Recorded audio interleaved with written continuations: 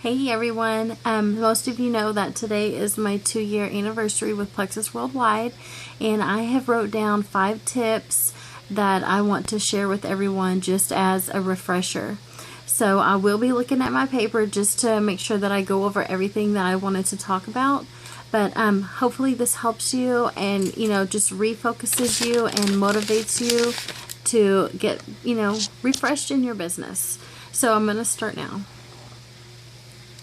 Tip number 1 is know why you started and remember it. Also, think of the possibilities of what could happen. Think of what could happen for your health, and think of what could happen for your wealth.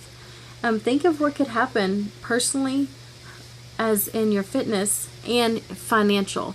Like I said, whenever you have a bad day or feeling down, just remember your why. Why did you begin? You wanted better health, and you also wanted to become financially free. I'm sure most of us would all love that.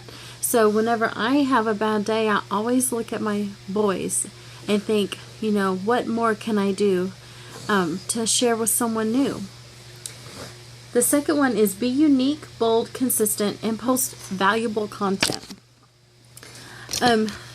There's so many people posting on Facebook that it's important to make yourself stand out. So I wrote a few tips that may help you on this section. You want to share testimonials, and you want to make sure that you're getting those from Plexus Journeys Ambassador only. If you're not in that group, make sure you let me know and I'll get you added, okay? The second thing you want to do is share your own experience. Make your Facebook like a virtual journal. It really does draw attention to what you're doing and pull people in to be like, hey, I want that too. You want to share motivation and encouragement at least once a day.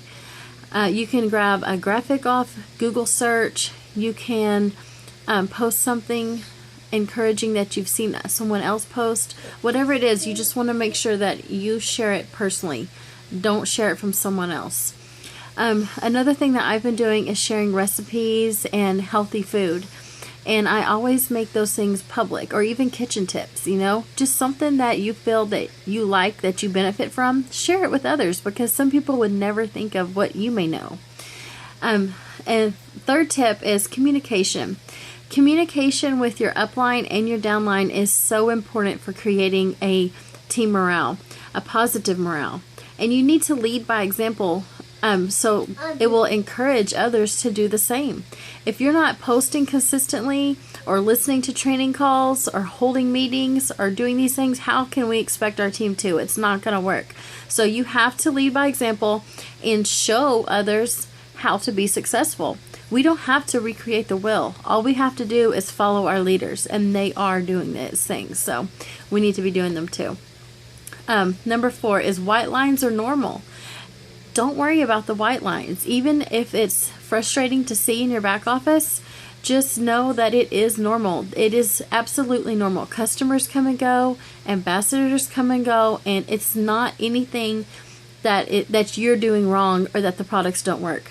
9 times out of 10, the person that quits either had something financially come up that is major that they cannot pay for their product. Number 2, they're just not all in like some of us are. And maybe their food intake or their water intake just wasn't right. We do have to make sacrifices. Nurture and pour into your active team and touch base with every... you can also touch base with your white lines. You can touch base with your white lines like every other week. And every other month, that would be perfect for white lines. Just to touch base and make sure it's personal for the white lines. Make sure you're actually asking them how they've been doing. Follow them on Facebook. See what they've been posting and see if you can share something that may help what they're going through at the time. The 5th and final tip is hold meetings and trainings. Consistency is key to having guests, potentials, and teams show up. One thing that I've learned is if you hold a meeting, say you hold a meeting on the 2nd Tuesday of every month, just for example.